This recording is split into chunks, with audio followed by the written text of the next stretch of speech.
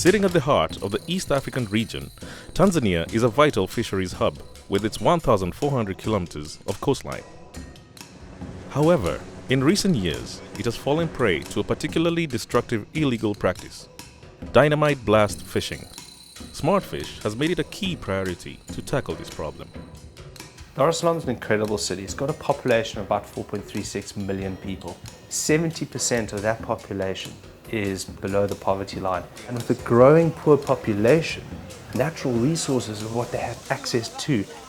These fishers go to sea in their little dugouts or ngalawas, and they make use of homemade bombs made out of fertilizer and diesel and industrial explosives with detonators and fuse. The coral's destroyed and the fish either die through rupture of their swim bladders or they're shocked into a form of paralysis. Unfortunately, a lot of the fish sink and they can't actually get those fish, so it's a very wasteful process as well. The fish are small and it's mostly for their own consumption. It's a way for them to catch something to make a living or to live off, to provide for their families at home. Imeingiwa uvuvi haramu kama mabomu haya, yanachafua kabisa, hakuna kipato tena. Kipato hakipatikani, kiko chini kabisa. Unakwenda baharini, ukirudi unakuja na samaki wa kilo 1, kilo 2 basi. Na zamani unakwenda ukapiga ngarawa tele, imejaa samaki. Lakini sasa wapi? Samaki wamepotea. 25% of all marine species are associated with coral reefs, and if they're destroyed, we really just land up with a wasteland of ocean.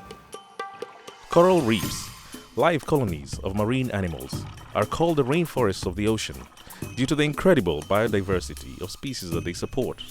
Every time I go down and I look at the reef, it's absolutely mind-blowing to see the level of destruction. You don't just see a dead piece of coral, you see a flat rubble field of coral, and in that rubble there's nothing living. Now there's no natural comeback or recovery from a debris field. The damage that this does to the coral and to the ecosystem and the fish can never be repaired. What we'll get is algal species and urchins dominating the area, which directly impacts the biodiversity and the availability of fish for communities. Over a period of 2 years, SmartFish initiated 5 missions aimed at preventing blast fishing and trained local enforcement personnel to combat this threat. We've done training interventions in 2 phases. One would be theoretical training in creating investigational lectures, training manuals on evidence collection and investigation, crime scenes. What we did after that was put the theoretical training into practice, operational training interventions where we actually worked out in the field, operational planning, making arrests, seeing that it was done in the correct way, that the chain of evidence was kept, so that when these cases go to court, the evidence becomes admissible. The key elements that is required for effective enforcement is, of course, you must have a strong inspectorate that's also got the necessary training, that's got necessary resources. One of the things lacking very often, however, is just the necessary resources, and I'm talking about simple things like fuel for the patrol vessels.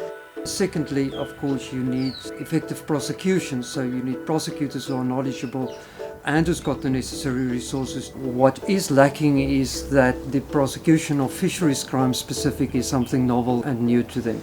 So what we firstly try and do is to create some sensitivity as to the seriousness of these offences, what the effect is on the people, on the economy, and then secondly to have solid enough knowledge of the fisheries law to know how to prosecute these cases.